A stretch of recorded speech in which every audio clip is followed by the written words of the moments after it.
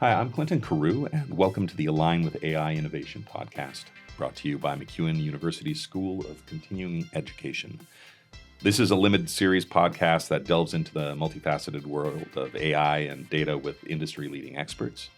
MacEwan University will soon be offering a slate of courses and certificates centered around these important topics, and we're here to talk with different industry experts who can share insight into implementing these technologies responsibly and effectively. I have two guests today. Joining me are Justine, who is the Senior Program Manager of New Initiatives here at MacEwan. Welcome. Hi, thank you. And Avi Sheshachalam. Great to see you again, Avi, who's the Senior Business Development Officer here also at MacEwan. Welcome. Thank you. Okay, so there's a lot of things we want to talk about today, but I think being that we're all generalists in the room now, let's maybe talk about the human angle on AI and how AI can be a really positive thing for us as humans, because I think a lot of people kind of get stuck in the scary parts, and we might talk about that too. But let's talk about some of the joyful parts, some of the exciting parts of AI coming up. Sure.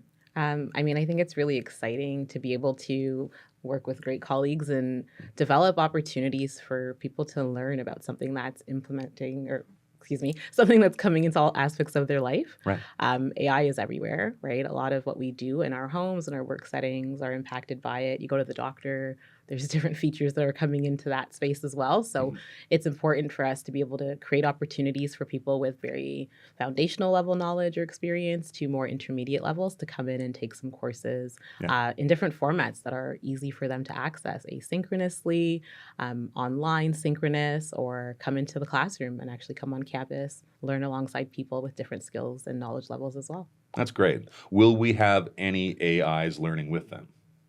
Well, of course, the courses are going to include different tools that are going to be involved and allow them to see what's out there and potentially explore some ones that are emerging. There's going to be some case studies involved in a lot of the courses as well that show what tools have worked successfully and maybe some that are not working as well.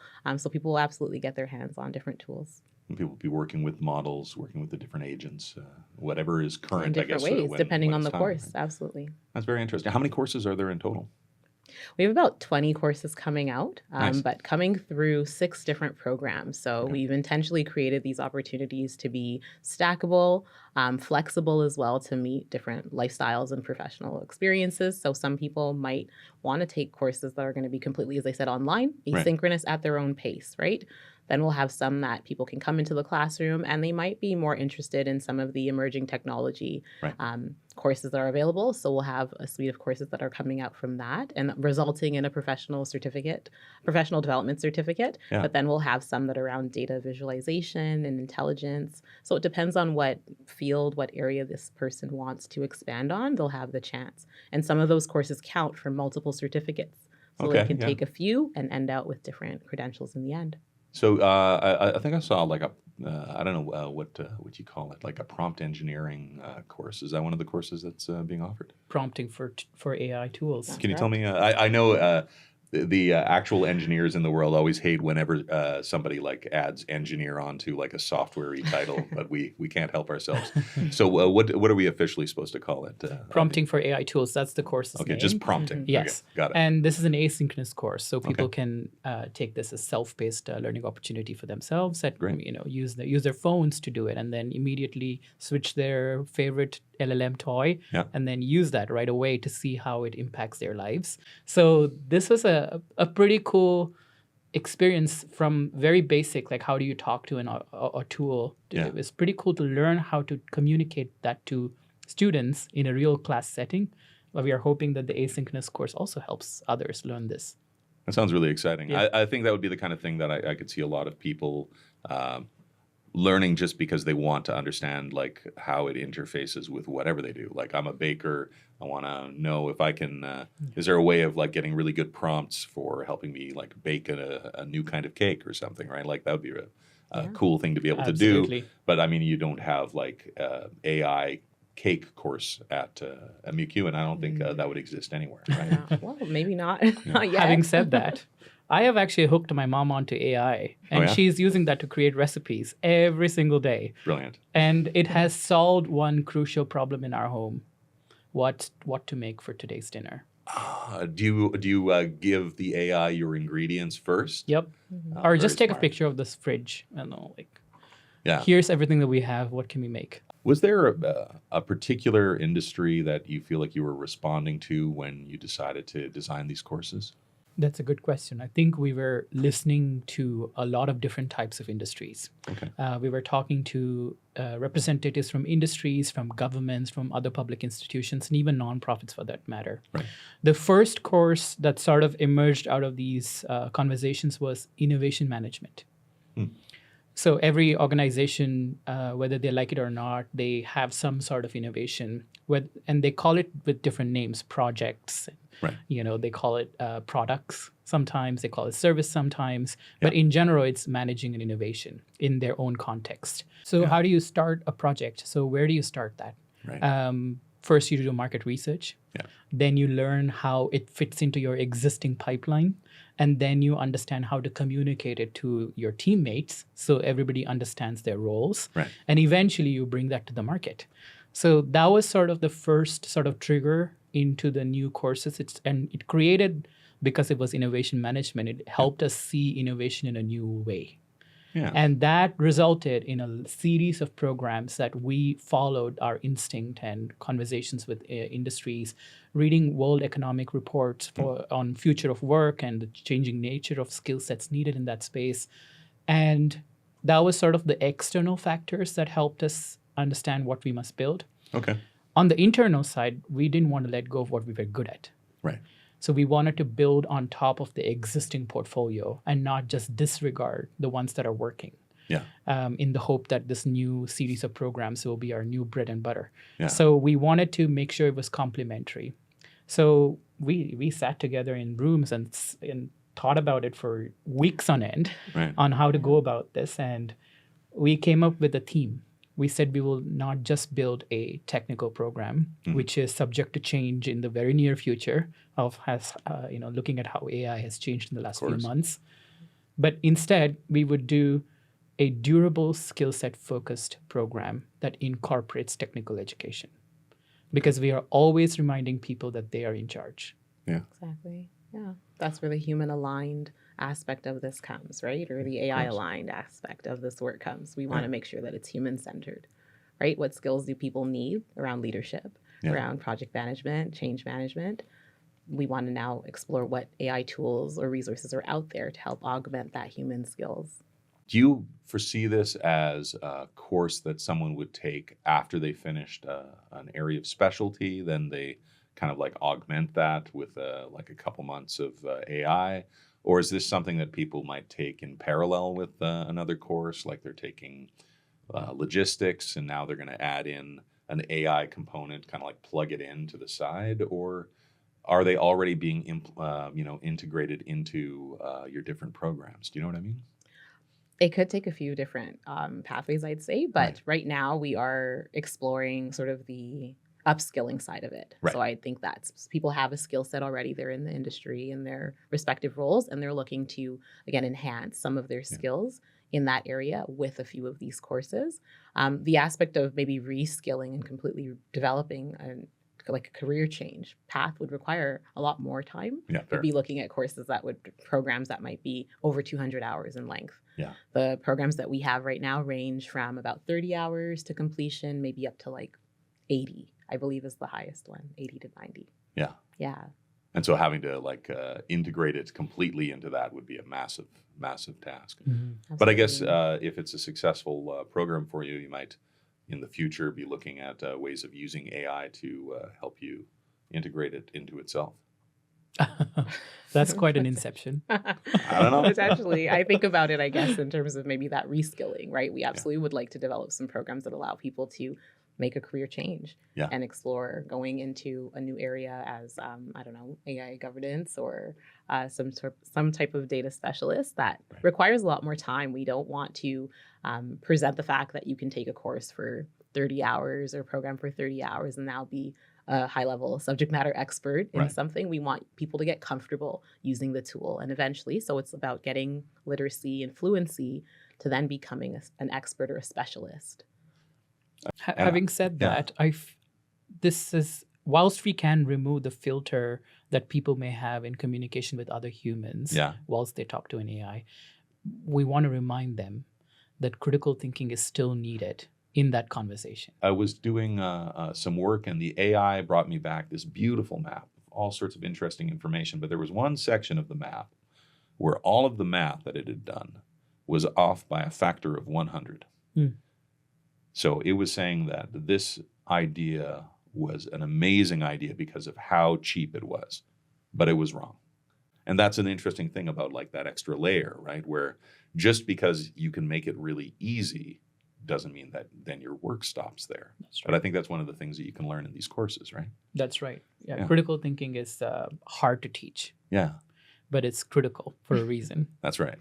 Exactly. We also have a communications course that's coming out in line with this. It's called Communicate with Confidence, Nice. right? And showing the opportunity for people to enhance their skill set as they relate to what they're learning in with the tools or these systems. Mhm. How are you sharing that with your employer? How are you bringing that into the workforce? Because you can let your AI tool create reports and other outputs for you, but you still have to present it. You still have to demonstrate the value of that product, Yeah. that output. So Has been around, ML has been around for a while. Yeah. And it has been used in various contexts. It's just become more easier to access now. Healthcare, that comes to mind. That's I'm amazed with what's happening in medicine and healthcare with AI. It's the one place where AI.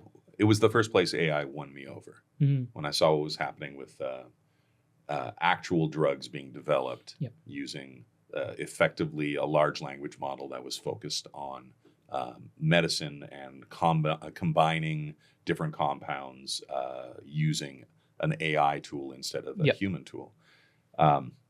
And it's already responsible for saving thousands of lives already, which is exciting. And, enhancing other people, like making quality of life better for people as well. So it's one of those things where like I think you could make an argument about whether or not somebody needs to use a AI image in their presentation, but it's hard to take a stance against something that is like changing the speed in which new medicine can be made by an order of 100 or 1,000 already, and it's just started. You know what I mean? yeah. It's pretty cool. in my previous workplace, and protein structures are notoriously hard to predict. Sure. In my previous workplace, when AlphaFold, the AI model for predicting protein structures, came out, you could hear ripples in the room when that first was announced, and the day it was announced, the hour it was announced.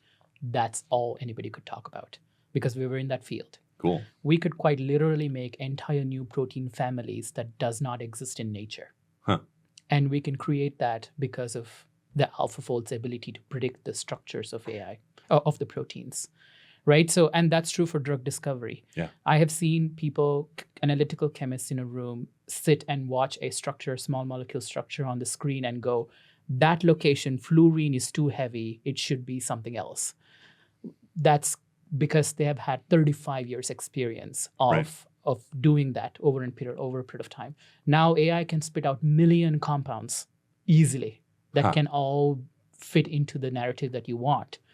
At the end of the day, if for a drug to come and save lives, it still has to be synthesized by a human. Yep. It still has to be tested by a human. It has to be approved by FDA or Health Canada or equivalent regulatory body, and only then can it come into the market to save lives. Of course, it doesn't just go straight from the computer's brain Exactly. into the Yes. pharmacy. So, and healthcare is a great example because it's a regulated space. We have all these checks and balances into place to make sure that any product that comes out of one end, make sure it goes through a certain pipeline and certain regulations, certain rules and policies before it gets to the other end to ensure safety, to ensure efficacy. I think you can make an argument based on that checks and balances with AI is a model that's proven to be very successful and maybe a way forward in some of the areas where AI is a bit more contentious, right? Yeah, exactly. And I think it's important that people are curious about what the tool can do and what it can't do. Right. And you're speaking about healthcare and science spaces. I think about in education and social services as well. Right. And I mean, education is a university here. Right. So students are using different tools to get their work done. is there an opportunity to explore the conversation on what is the workload like for students that they are often choosing to use these tools to expedite their homework or their assignments? Maybe we have a conversation about how that's impacting their quality of life, because there are concerns about that. How are we evaluating who gets access to certain resources and systems? We can put those applications through, an AI tool or something, but then someone still needs to look at that and explore where's the equity, where's the bias that might exist with this. So I think, like you said, the checks and balances need to come in place. We know there's risks, there's gaps, but we want people to be enthusiastic and curious and at least willing to explore what the tools can do, how they can enhance and augment their capacity. But it doesn't mean you have all this free time because you use this AI tool, so don't do anything else. Still learn. Right. Because humans are training the tool, but I believe that people can, of course, learn from what the tool is doing as well. Yeah. So how do you make sure as a student that you're getting the highest quality education, even if you found a great life hack, which I think a lot of people feel like they have? It's like, I've got this great life hack, but now how do we encourage that curiosity that you talk about and that eagerness to learn when the life hack makes some of the drudgery easier? I think that's a really interesting and kind of potentially a beautiful challenge to have, to make education not have to be the same level of discomfort, but maybe more joy, more exploration, more curiosity. Let's talk about humans. I like humans. You talk about a human-centered approach. What would be the corollary to a human-centered approach? By using a human-centered approach, what are we trying to bend to in our courses here? I can give an example of project management. Sure. Project management is a notoriously nexus sort of job that requires you to be in the center of multiple different stakeholders, internal, external. Sometimes the timelines and budgets are not in your control. Yep. You're not necessarily owner of anything. At the same time, you're expected to move things along. There are lots of tools out there to help you manage projects, and tools can only get you so far. Right. A project manager's biggest skill set is communication. If they can communicate, if they can do analytical thinking, if they can creatively think, if it's not this fiscal year, maybe we can do it in the next fiscal year. Those kinds of things can come with human-centric conversations and approaches. It can't come with AI approaches, in my opinion. You can talk to a budget person and say, can you make some room for this year's fiscal year for this particular project, half, and then next fiscal year we'll try and complete that.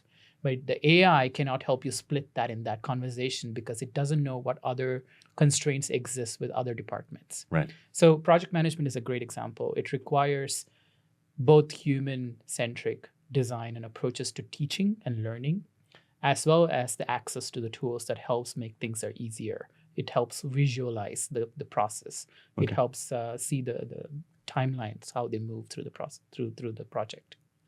Yeah, that makes sense. So for you, the human-centered is about finding the places where the humans kind of sit at places of control.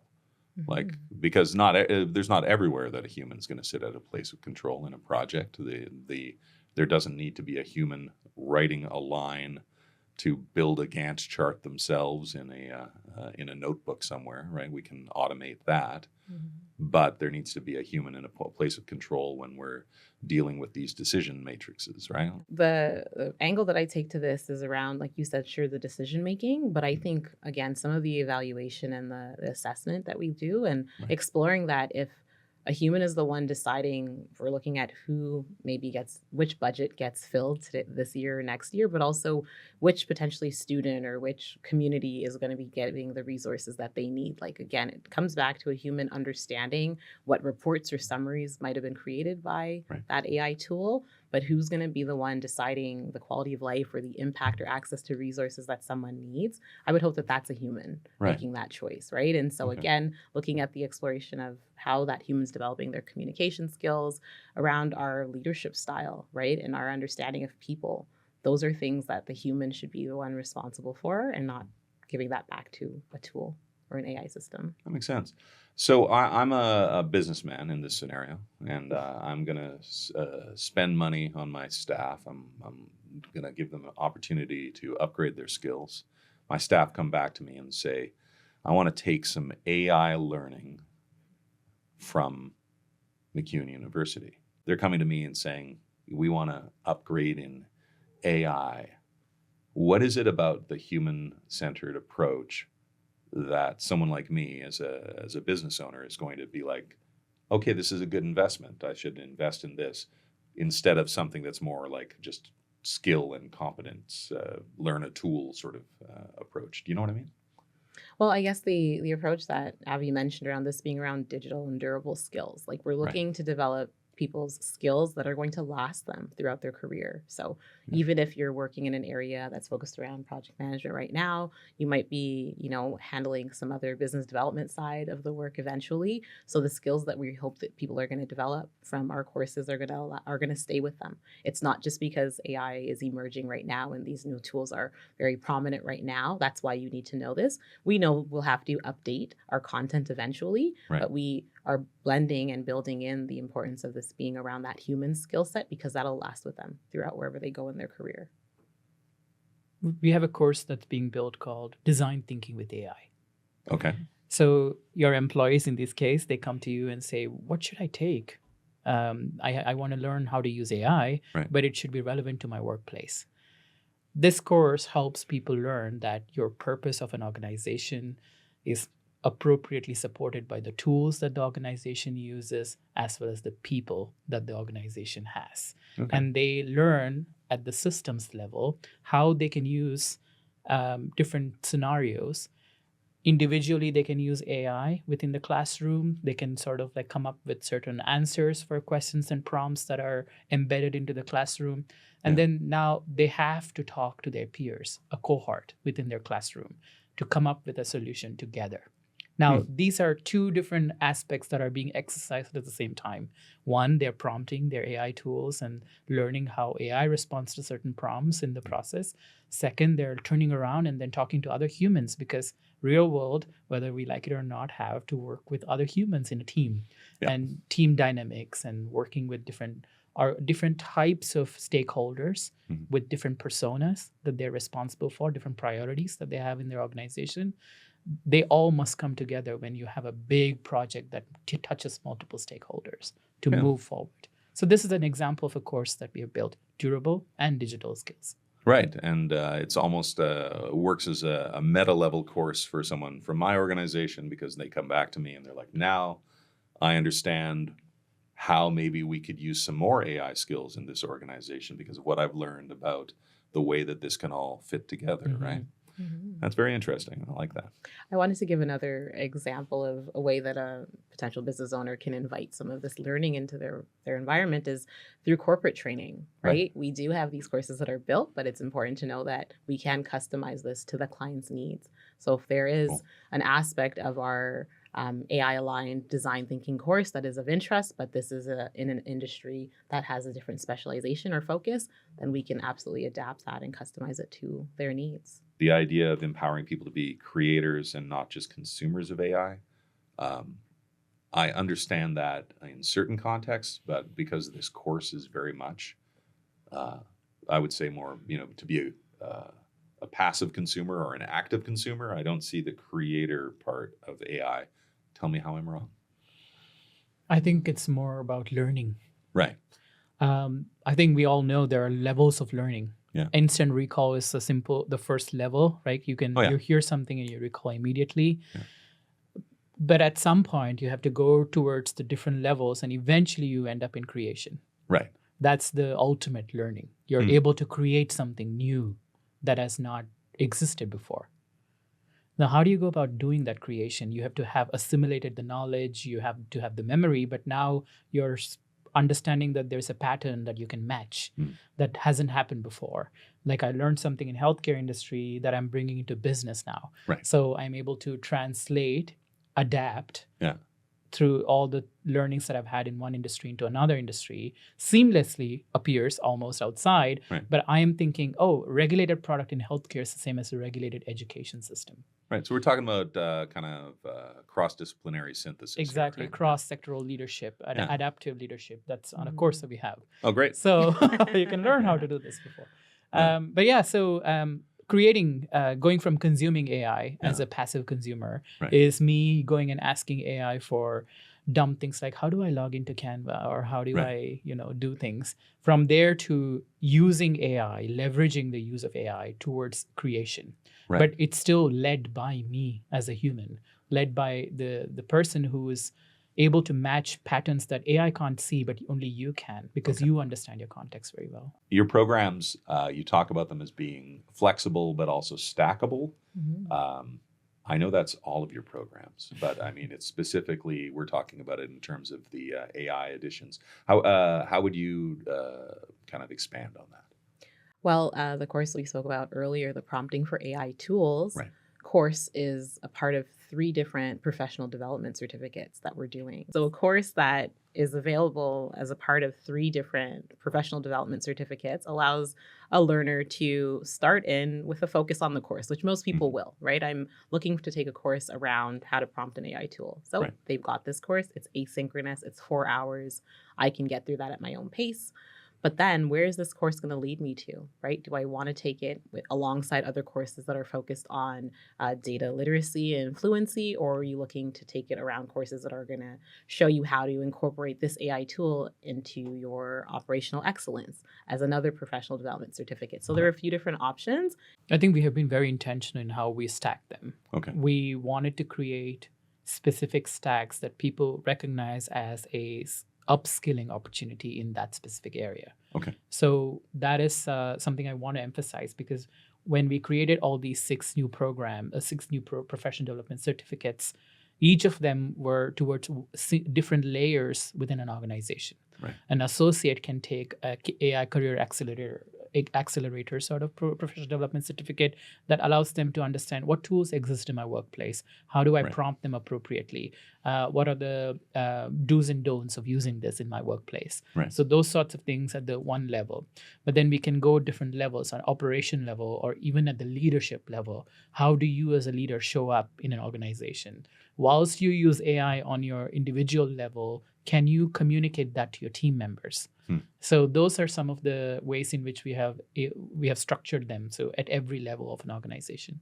So with that in mind, have you tried to build the courses with minimum overlap and redundancy, so people can kind of pick 4 courses that make sense to them, and there's not a lot of having to learn the same thing several times? Well, maybe not exactly around like concern for redundancy, but we feel that the repetition allows for a stronger grasp on the material and the concept. So we did intentionally allow for, like I mentioned, prompting for AI tools to be a part of a few different PD certificates, because we know that the knowledge is at foundational level when we're talking about learning AI. You need to understand the tools, how to use the tools. So if that course covers some concepts that are going to be included in the adaptive leadership concept, that's okay. Because the more that the learner encounters that learning outcome is going to ensure their competencies at a higher level. So there was intention around there being some continuity. I'm glad you said that, because as an instructor, sometimes I've felt that I'm worried that the things I'm teaching are also being taught in other classes. But ironically, as an instructor, I really like repetition as a teaching tool. So it just it's a better way of looking at it. I appreciate that. Yeah, absolutely. I mean, our subject matter experts are working fairly independently as they build these courses, but we're still ensuring that they have awareness of what other courses are being built in parallel to them. So they know that these courses are a part of the program as well. And so we're ensuring that they have familiarity. How do you go about future-proofing a program like this, that you've just spent a year of your lives putting together a very new program for MacEwan, and you want it to still be valuable, not just in 2 years, but in 5 years? Yeah, that's a very good question. And this is actually one of the first questions we asked ourselves. Is this going to be relevant in 12 months' time, when ChatGPT now comes up with movies that it can make instead of just like 10-second clips? It's the answer is durable skills. Okay. The reason why we developed this combination of durable and technical skills is that we wanted to remind people that they are still in charge. All of these courses, whether it's financial modeling course that we are building, the data visualization course that we are building, or the AI and business analysis course that's coming up, all of these courses are built on top of the human-centric approaches to work. Okay. And how do you recommend the skill sets, the critical thinking, analytical thinking, the creative thinking, and this communication abilities with your teammates? And we are reminding people through these programs alongside the use of technical programs. So whilst the technical program component can change, and it will change in the near future, it will be more enhanced, it will be able to do more and more interesting things with you. At the end of the day, you are in charge. How are you going to use it? We're also ensuring that we're connected to the industries that need workers to be familiar with these concepts. So we're looking at building some type of advisory format or platform for people who are leading organizations or other industries to be able to come and let us know this is what the workforce needs now, right? Abby mentioned the World Economic Forum. We're exploring what trends are out there as well and doing our market research to make sure that these courses are going to be applicable. The learning outcomes, the subject matter is what is actually happening in the world around us. We've talked about a lot of things today, and I just want to bring things to kind of one of the big goals I think I've gleaned from what we've talked about is that you really want people who take your courses to be able to be people who do more than just use AI to help them with a little task. You want people to be able to use AI to help them solve big problems and to create some incredible solutions. Is that kind of in the land where you're trying to push people? Absolutely. Mm-hmm. Yeah. Absolutely. For the first time, I think School of Continuing Education is entering into technical education. Interesting. We've always been reliant more on durable skill sets. Right. And it has served us well. And I think it's important we continue to do this. Yeah.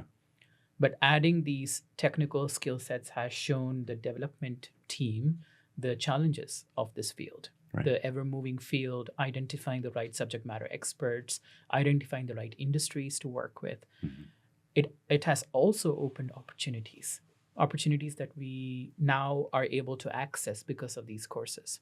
We are able to work with government grants, for example, to support training for the workforce. Oh, wow. Now we can go into workforce development, appropriate workforce development. And the way we are doing this is we work with different organizations based on their need. We can bring customized training to them with their case studies, with their examples, that people come into a classroom, they learn the different courses that we have to offer, and immediately apply all of these learnings in their workplaces the very next day. Now, that is the power of some of these courses that we are building. So it has opened up new opportunities, new ways of serving our community.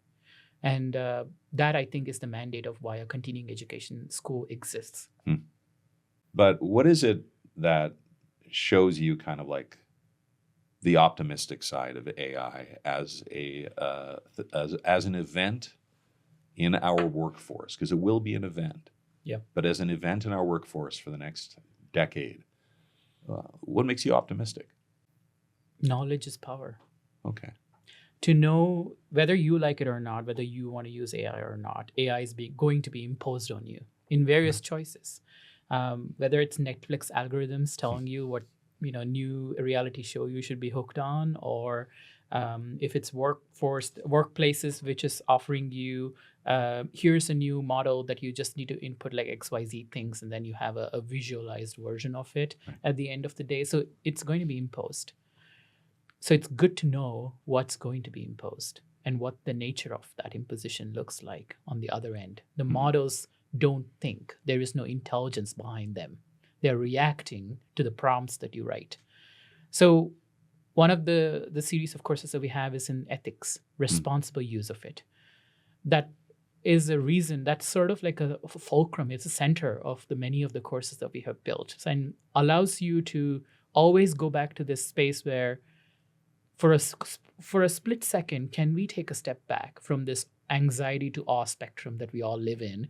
And then for a second, can we see where do we fall under, and can we see beyond that? Right. Can we see the use of AI in real world, real life applications of it, whether we want to do it by ourselves or it's imposed on us from other people, other organizations?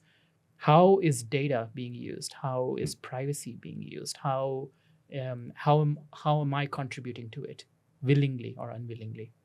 So I think it's good to learn all of that. Right. And the courses that we're building is part of that learning experience. Yeah. I mean, to add to that, I think about how the workforce has evolved and some of the demographics of generational representation there, right? And right now, about 5 different generations are being impacted by the workforce, of course. Gen Alpha is not quite there yet, but they're coming, and all they know are these digital tools. So imagine folks on the other side who might be going into retirement and are still going to have to explain some of their work to generations that only know tools and digital features of work and life. So I think it's important that while it might not feel like it's a part of our day-to-day right now, depending on what side of that generational spectrum we're at, people who are going to be impacted by our work. So if I'm retiring now or getting ready to retire soon, there will still be a legacy of my work that someone else is going to have to translate and incorporate. So it would still be beneficial for me to understand what's going to be the legacy of what I'm doing now. It might not be in my immediate scope, but someone else is going to have to take this on and continue it somewhere. So it's nice to know what tools or what aspects of life are going to be necessary for that person to incorporate. So it allows us to step back, right, from ourselves and think about what's the impact, what direction is the future going. Yeah, that's interesting you put it in the generational perspective, because if you think about computers in the way that they both work as a generational divide, but also as a generational connector, like I probably communicate more with my uncles and aunts via various social media than I ever did before on the telephone or in person. But at the same time, then there's also the feeling that technology can separate us. So it's like, I guess, working hard to find those connectors that come with this, right? Yeah, exactly. World events can separate us too, but we That's still true. have to find ways to still advance beyond that. Absolutely. These courses sound amazing, and I look forward to learning more about them, or even, maybe I'll take one and learn something about being an artificial intelligence myself. Sounds good. Thanks a lot for coming in and talking to me today. I really appreciate the chance to talk with both of you about this. This has been really fun. Great, Likewise. Thank you. And I'm sure we'll be talking again in the future. I think so too. Absolutely. It's been fun. Thanks. This has been the Align with AI Innovation Podcast. I'm your host, Clinton Carew, and our engineer is John Johnson. Special thanks to the entire New Initiative team here at MacEwan University School of Continuing Education. Be sure to check out the new AI and data courses being offered and visit macewan.ca/AI innovation for more information.